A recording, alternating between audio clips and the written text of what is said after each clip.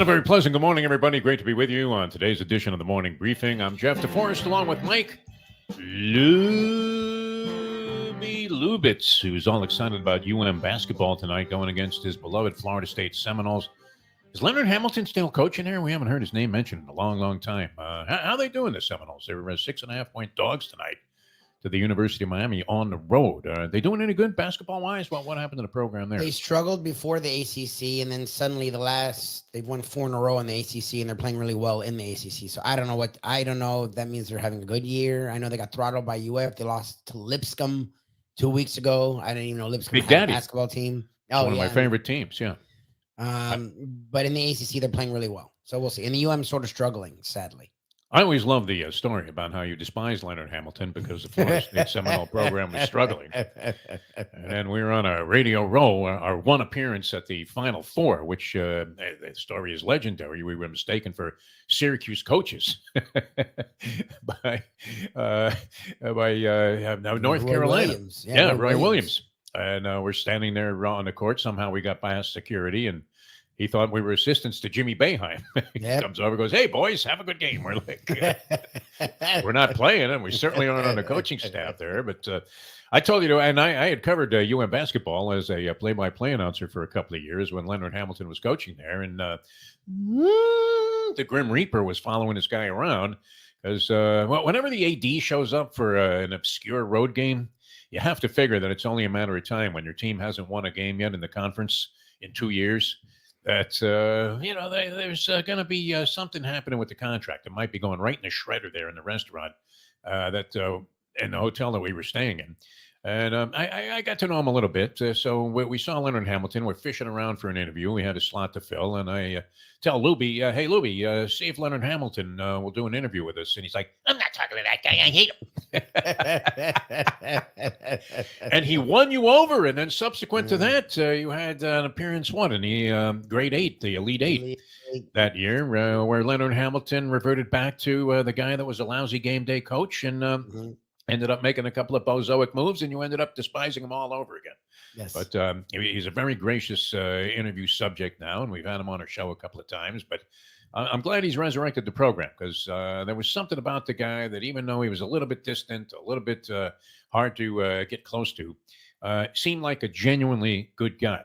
We've been dealing with a few things here, and one of the things I love about being on early in the morning is when there's live action prior to doing, say, a morning drive radio show. You have the Australian Open going on right now. And what day is it in Australia? Today's Wednesday here. Is it Friday there? I don't even know. What planet are they on? The Aussies. They have the big surf. They got all kinds of crazy stuff. Everybody has a knife there and looks like Crocodile Dundee. But the Australian Open is providing some fireworks, Lubie. Fireworks so far. Novak Djokovic right now is in a little bit of a bloodbath. I don't know if he's still going against this guy, an Australian named Alexei Poprin, a tall, skinny drink of water, who won the second set and then took Joker to a tiebreaker in the third set. So they're in the midst of the fourth set. It does look like Joker's on a path to close this thing out, but always great when you have that kind of action. And I've been able to take a lot of it in because I've been dealing with a little medical situation that calls for me to be on in-home IV treatments twice a day for 6 weeks. Just concluded week number 1, but wouldn't it be easier if you could just drink this shit? All the medical advances, I mean, they can practically cure brain cancer now, and they can't figure out a way to get the needle out of your arm and just let you guzzle this with a cup of coffee. That'd be a lot better. I wanted to get into the coaching carousel today, Lubie, and oddly, there was a corresponding article as I was thinking about, well, what should we talk about today? Because can you bet on this, where certain coaches are going to land? I don't know that there's ever been a situation like this where you had 7 job openings in the NFL and at least 4 high-profile guys that would all be viable fits. I mean, you would think if any one of these coaches was available in any given year, all 7 teams would be coveting their services. You have Pete Carroll, who might be the biggest long shot. I don't know why, but he's not getting the kind of consideration that you would figure. In fact, some people only have him tabbed for a possibility as the Cowboys' next head coach if Mike McCarthy gets fired. And there's a geezers at Caesars factor here, Ron, that's also in play because you have Jerry Jones at 81. He wants to see a championship sometime soon. You have Arthur Blank at 81. He's got all the money in the world, but you know what he doesn't have? He doesn't necessarily have, any kind of a possibility of beating Father Time. Seems to be in pretty good health, this guy, and he's very low key. And that might be the most highly coveted job for certain coaches. All signs are pointing to Bill Belichick possibly being the next coach of the Atlanta Falcons. So, do you believe that's going to be a reality? Because usually this isn't the NBA where whatever people are talking about that seems to be the most likely thing to happen never happens. Never, yeah. What do you think? You have Belichick associated with two jobs so far significantly: Falcons and also the Washington Commanders. But I would think of those two jobs. You have new ownership. Dan Snyder's gone, so I would imagine that's less of an inhibiting factor taking over the Commanders. But the Falcons were knocking on the door before that final game of possibly winning their division. So if you had a choice between those two situations, Blank, a very low-key guy, kind of distances himself from the decisions that are being made, lets his people do their work, kind of owner that you would like to work for.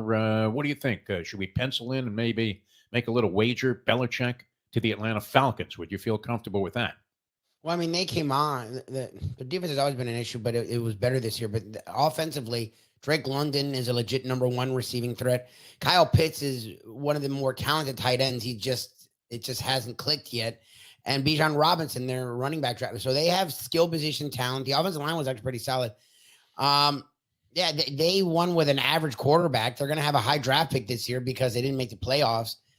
And it's the East Coast, which is where he wants to be. It just seems to make sense. It is interesting that Harbaugh interviewed there yesterday. So he's now interviewed at two different spots. It feels like he probably takes the Chargers job because he doesn't want to be on the West Coast. And Michigan's about to get hammered with the violations. And he, unlike Mike Norvell, who was left out of FSU's, they're going to mention Jim Harbaugh. So it seems like it's not if, it's where, and he is a West Coast guy. So Carroll's weird because he is 72, but he doesn't look it and he doesn't act it. So I don't know what you do with that. And I think that's what a lot of teams are worried about is, yeah, he's a young 72, but he's still 72. So like, what are you going to get? Energy and enthusiasm. I'm 72, and I wish every time I see Pete Carroll on the sidelines, I'm thinking, what the hell happened to you? Here I am on an IV bag, and Pete Carroll is running around coaching an NFL team, and he does it with the kind of genuine love for the game and as energetic as anybody that you'll find in the National Football League.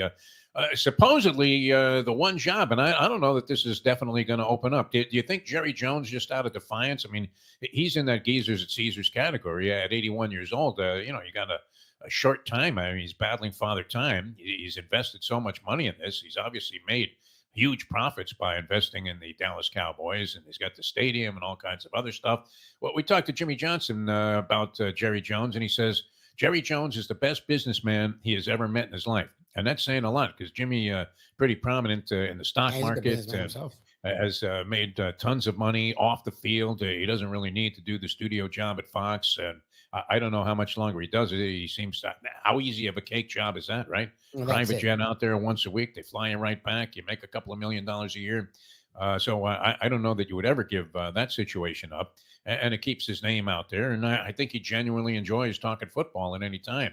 But he says that Jerry Jones, best businessman he's ever known, does he realize that the time is running out? I mean, he's in the late rounds, maybe even the championship rounds. Does he make the move and dump McCarthy, which is the common wisdom movie? If he does, then supposedly of all the jobs that you're seeing coaches linked to, that's the job that Pete Carroll would be most likely. That would be his most likely landing spot. I think Harbaugh is going to end up with the Chargers. That would be the one bet that I make. Yeah, I believe that. Michigan supposedly doing whatever they can to try and keep him with the Wolverines. I'm with you. I can't imagine that he wants to come back and deal with some of the nonsense that was going on with him last year. Deserved or not, it just seems like why would you want to have all of these different interfering impediments to your ability to A, enjoy your job, and B, do it well, cheating notwithstanding. And he's got ties to the Chargers. I believe he finished his career with the Chargers as a player and has some ties to the Spanos family. And that's probably, I don't know, isn't that the most attractive situation of the ones that are Yes. out there. Not only are you living in LA, you don't necessarily have the pressure. I mean, this is like being the Brooklyn Nets coach, I mean, where Staley got freaking 3 to 4 years, yeah, and he sucked the first week.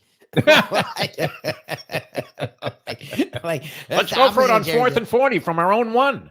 Yeah, like Jerry Jones wants someone that's a yes person. Jerry Jones is loyal, but Jerry Jones also will openly mock his coaches in the press every week. Like, you didn't know Stanley got away with freaking murder over there. Yeah, I Yeah. mean, for Harbaugh, it feels like a perfect match. Carroll, the Cowboys thing works because even though he's older, they're in win now mode. So unlike these younger, or that's the Belichick, the Falcons thing. That's weird. Like Belichick came out yesterday saying he wants a challenge or something. I don't know what that means. Carroll is in win now mode, and the Cowboys are in win now mode. So Carroll with the Cowboys makes sense. I don't know why they haven't fired McCarthy yet. I don't know what that is. How long would you wait when this coaching carousel? Yeah, By the way, when you were on a carousel, did you go for the brass ring or did you sit in that one chair that didn't go up and down? I was like, Lafitte Pink Guy when I was on yeah, you the want to be on a horse. carousel ride. Yeah, I'm trying to boot home a winner and they're saying, hey, look, take that shoe. Coming up the inside with a left-handed whip. I don't care that you're the greatest of all time. I'm going to surpass you in terms of number of victories. I think Harbaugh is going to end up with the Chargers. That would be my prediction. I'm looking at all signs are pointing to Belichick going to the Atlanta Falcons. Guy that's getting a lot of attention, the offensive coordinator of the Lions, perhaps for good reason. The resurrection of the career of Jared Goff certainly is significant. A guy named Ben Johnson. I thought that was the guy that was doing the juice and running the 100-yard dash. Star. Ben Johnson, right? He had Dr. Galea trailing him the entire time. I mean, he was another one of those guys that was a byproduct of Victor Conte. Yeah, you know what else isn't being discussed at all? The application of the Rooney Rule. What happened to that? Where and Eric Bieniemy hasn't been mentioned and associated to any of these jobs. Did he bury himself by taking the OC job with the Commanders? He should have just stuck behind the fat man there, Andy Reid. He might have had contention for some of these jobs, but nothing. I haven't seen his name associated with any job. And the Rooney Rule still, it seems like it's being pacified and satisfied by, once again, all 7 teams go at the same time and visit the gravesite of Gene Upshaw, the former Players Association rep, and of course a great player in his own right. And they go by there and go, hey, Gene, you want the job? No response? Okay, he wasn't interested. What do you want us to do? We begged him to take the job. We tried to exhume the body so we could satisfy the Rooney Rule. And so that seems to be somewhat of an insignificant factor in all of these hirings. You know who else is being mentioned? Frank Smith. Is the offensive coordinator of the Miami Dolphins. Now, they had a dynamic offense until the money was on the table, at which point they completely shriveled up. And the Dolphins brass now coming out with a statement saying that they're committed to Tua Tagovailoa long term. They don't want this guy to go away. Are you okay with that, Tua? You're a big Tua fan. As long as he doesn't set the market, yeah. I don't think he's a top 4 guy, but I think he's a top 6 guy. So the contract that they're talking about makes sense. It's lower money, so it's better for the team, but it also gives him some stability, and that's fine. Not every guy has to set the market. That they got in this weird mode where Deshaun Watson, who was like a 7th best quarterback, got more than Brady, and it's like, no, it doesn't have to happen. Like, not every guy has to set the market. Dak Prescott is not a $60 million a year guy, and it's okay that he doesn't get it. And who is? I mean, you don't have many that fit that category. And Lamar Jackson, when he was representing himself, you think that turned out to be a mistake? Because he did get big money. I mean, what is $232 million is more than enough money for me to get out of this lifetime and several more, even with a bad gambling habit, and also a pension for picking losers. So you probably won't find Harbaugh in Los Angeles. He'll end up with the Carolina Panthers, which would be the least attractive of all jobs. And they do have Frank Smith, the Dolphins OC, possibly going to the Carolina Panthers, which they told you this when I started working with you. Didn't they tell you that you work with Defo DeForest, that's going to be career suicide for you, Lubie? You might want to consider going to another station. With taking the Panther job as a head coach right now, with Bryce Young showing really no great signs that he was going to excel as a franchise quarterback, and this guy Tepper as the owner of the team throwing drinks in the faces of the Jacksonville fans and having zero patience, firing guys in midseason in their first year, accomplished coaches that have good, decent resumes and track records. This is a maniac that you don't necessarily want to work for. I mean, you'd almost rather work for James Dolan in New York with the Knicks and the Rangers. But if Frank Smith takes that job, is that it for him? Does he become, the second coming of Josh McDaniels? I mean, he can go back and be an OC. I don't know if he's getting a head coaching job ever again. I remember when Greg Schiano took the Rutgers job, and he was a defensive coordinator in hot demand coming out of the University of Miami. And you thought, Rutgers? That's career suicide. He became the darling of the degenerates because he was the best coach against the spread for a couple of years there. And he actually accomplished some things. And I don't know, is he good enough to overcome the obstacles he faces being a Big Ten coach with all the additions that are coming into the conference? Will Rutgers ever be a factor? He's making a lot of money. He had James Gandolfino backing him when the former Sopranos star was alive. So he does get some notoriety. He doesn't need the money, as we said. I think he's making $8 to $10 million a year, and they keep upping his salary. Like your man, Mike Norvell. Always great to be rumored for a big-time job, and that's very profitable too. But I would think that if Frank Smith takes that Panthers job, unless he finds a way to be above 500 sometime in the next couple of years, you can write him off. It's 86 for his career. All right, we have to run. So our predictions are going to be what, Lubie? We're going to go ahead and say Harbaugh to the Chargers, Belichick to the Falcons. Where does Mike Vrabel end up? His name is not circulating with as much popularity as you might think. I think he's not going to get a job this cycle. I can see him getting a job next cycle. I can see Ben Johnson going to the Commanders. They look like they would want an offensive-minded young guy. So I can see Ben Johnson going to the Commanders. I can see Frank Smith going to the Panthers. And I don't think Vrabel gets a gig this cycle. I think next year he'll get a job somewhere. And it does look like Antonio Pierce. All signs are pointing to him getting the Raiders job on a regular basis. Instead of and losing that asterisk and the interim tag. The asterisk, of course, the ugliest possible designation that you could have in sports. You know what? They ought to put an asterisk next to his name. Shut the fuck up. What are you talking about, an asterisk? Get out of here. All right, we have to run. We'll get some more into that, and we'll probably have some more insight into it by tomorrow. Maybe some of these situations will solidify themselves. Dan Quinn to the Seahawks also seems like that is a very, very popular opinion. He has ties to the Seahawks. He was a DC there. Yeah, former DC there. And, of course, did he distinguish himself as a head coach? He got the Falcons to a Super Bowl. If he just told his offensive coordinator sit the fuck down, he would have won a Super Bowl and probably still would be the goddamn coach of the Falcons. Or will this be a Bill Buckner situation where the ball goes through his legs and you got Mookie Wilson trotting to first base, tying run comes around to score, and you're thinking that one game that he had against the Green Bay Packers, was that enough to ruin his entire resume? Probably not. So you're thinking that also looks like a lot. All right, can you wager on all this stuff? I would imagine, right? Who's taking bets on this? Somebody's got to be taking bets on this. Maybe we can make some money here, Lubie. It seems like we nailed down 4 of the positions of the 7 that are open.